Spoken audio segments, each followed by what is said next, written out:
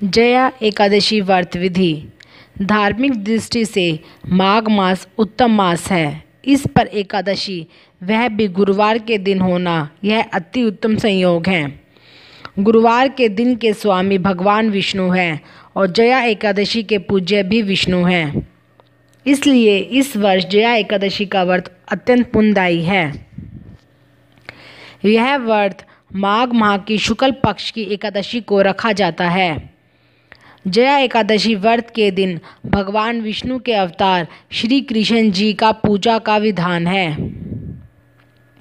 जो व्यक्ति जया एकादशी व्रत का संकल्प लेना चाहता है उसे व्रत के एक दिन पहले यानी दशमी के दिन एक बार ही भोजन करना चाहिए। इसके बाद एकादशी के दिन व्रत संकल्प लेकर धूप, फल, दीप, पंचामृत आदि से भगवान की पूजा करनी चाहिए। जया एकादशी की रात को सोना नहीं चाहिए, बल्कि भगवान का भजन कीर्तन वह सहस्त्र नाम का पाठ करना चाहिए। द्वादशी अथवा पारण के दिन स्नानादि के बाद पुनः भगवान का पूजन करने का विधान है। पूजन के बाद भगवान को भोग लगाकर प्रसाद वितरण करना चाहिए। इसके बाद ब्राह्मण को भोजन कराकर क्षमतानुसार दान देना चाहिए। अंत में भोजन ग्रहण कर उपवास खोलना चाहिए। शास्त्रों में कहा गया है कि जो व्यक्ति श्रद्धापूर्वक जया एकादशी का व्रत रखता है वह ब्रह्म हत्या जैसे महापाप से छूट जाता है। इस व्रत के पुण्य से व्यक्ति को पिशाच योनि से भी मुक्ति मिल जाती है। जया एकादशी व्रत कथा। धर्मराज युधिष्ठिर बोले, हे भगवान, आपने माघ मास के कृष्ण पक्ष की षटशिला एकादशी व्रत का अत्यंत सुंदर वर्णन किया है। आप स्वदेज, अंड, उदित और जरा युक्त चारों प्रकार के जीवों के उत्पन्न, पालन तथा नाश करने वाले हैं। अब आप कृपा करके माघ शुक्ल एकादशी का वर्णन कीजिए। इसका क्या नाम है, इसके व्रत की क्या विधि है और इसमें कौन से देवता का पूजन किया जाता है।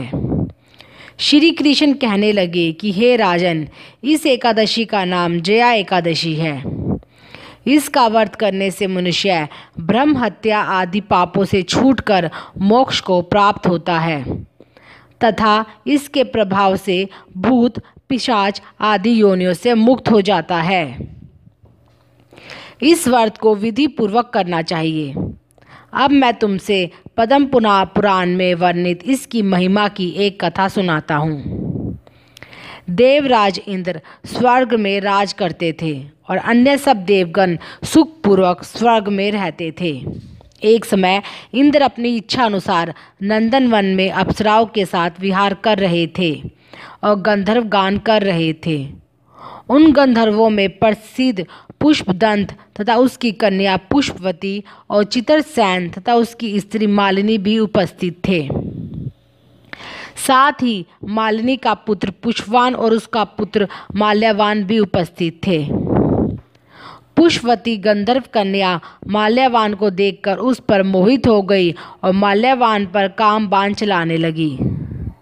उसने अपने रूप, लावण्य और भाव से माल्यवान को वश में कर लिया। हे राजन, वह पुष्पवती अत्यंत सुंदर थी। अब वे इंद्र को प्रसन्न करने के लिए गान करने लगे, परंतु परस्पर मोहित हो जाने के कारण उनका चित्त भ्रमित हो गया था। इनके ठीक प्रकार न गाने तथा स्वर ताल ठीक न होने से इंद्र इनके प्रेम को समझ गया और उन्होंने इसमें अपना अपमान समझकर उनको शाप दे दिया। इंद्र ने कहा, हे मूर्खों, तुमने मेरी आज्ञा का उल्लंघन किया है, इसलिए तुम धिक्कार है। अब तुम दोनों स्त्री पुरुष के रूप में मृत्युलोक में जाकर पिशाच रूप धारण करो और अपने कर्म का फल भोगो।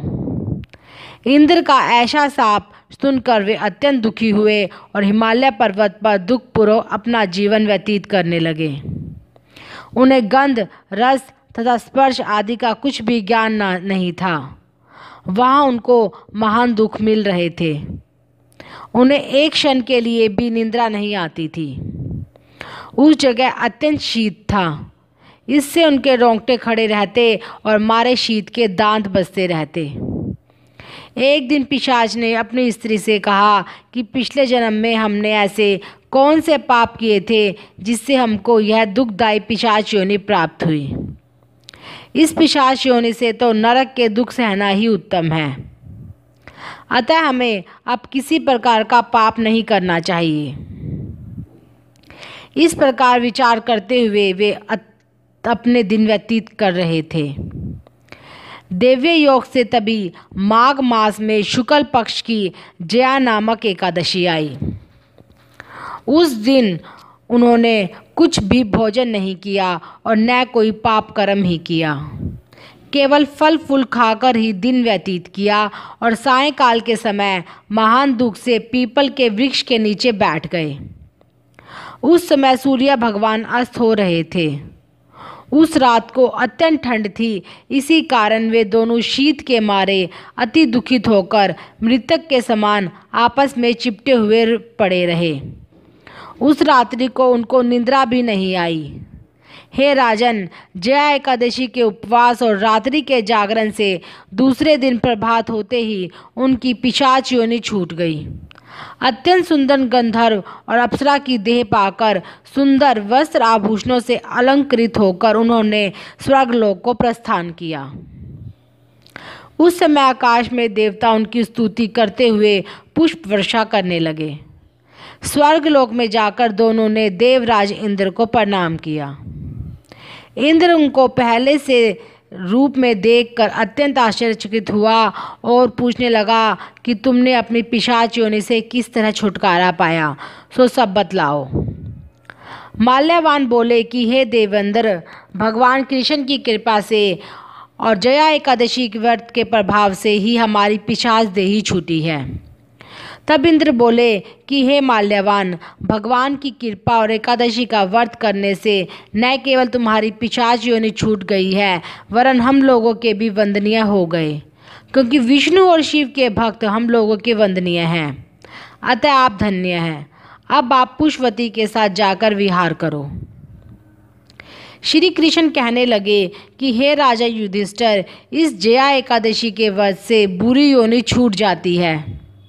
जिस मनुष्य ने इस एकादशी का व्रत किया है उसने मानो सब यज्ञ जप दान आदि कर लिए। जो मनुष्य जया एकादशी का व्रत करते हैं वे अवश्य ही 1000 वर्ष तक स्वर्ग में वास करते हैं। कथासार। संगीत देवी सरस्वती एक अलौकिक वरदान है। यह एक साधना है, एक विद्या है। इसमें पवित्रता आवश्यक है। फिर जिस सभा में अपने से बड़े गुरुजन आदि उपस्थित हो वहाँ प्राणी को संयम और मर्यादा को बनाए रखना चाहिए ताकि गुरुजनों का अपमान न हो, उनका सम्मान बना रहे। गुरुजनों का अपमान करने वाला मनुष्य घोर नरक का भागी है। जया एकादशी व्रत का महत्व। जया एकादशी के दिन व्रत करने से समस्त वेदों का ज्ञान, यज्ञ तथा अनुष्ठानों का पुण्य मिलता है। यह एकादशी सभी पापों को हरने वाली और उत्तम कही गई है। पवित्र होने के कारण यह उपवासक के सभी पापों का नाश करती है तथा इसका प्रत्येक वर्ष व्रत करने से मनुष्य को भोग और मोक्ष की प्राप्ति होती है। यहाँ तक कि इस एकादशी को ब्रह्म हत्या जैसे पापों से भी मुक्ति मिलती है। इस पुण्य व्रत को करने से मनुष्य को कभी भी प्रेत योनि में नहीं जाना पड़ता। व्रत के दिन ध्यान रखने योग्य बातें। एकादशी का व्रत करने वाले को दशमी के दिन से निम्नलिखित विषयों का त्याग करना चाहिए। व्रत के दिन जुआ नहीं खेलना चाहिए। दिन में शयन नहीं करना चाहिए। व्रत की रात्रि में भी श्री विष्णु पाठ का जाप करते हुए जागरण करना चाहिए। पान नहीं खाना चाहिए। दातुन नहीं करना चाहिए। दूसरों की निंदा नहीं करनी चाहिए। दुष्ट जनों का साथ नहीं देना चाहिए। झूठ नहीं बोलना चाहिए। पूर्ण ब्रह्मचर्य का पालन करना चाहिए। दशमी तिथि में रात्रि में दूसरी बार भोजन नहीं करना चाहिए।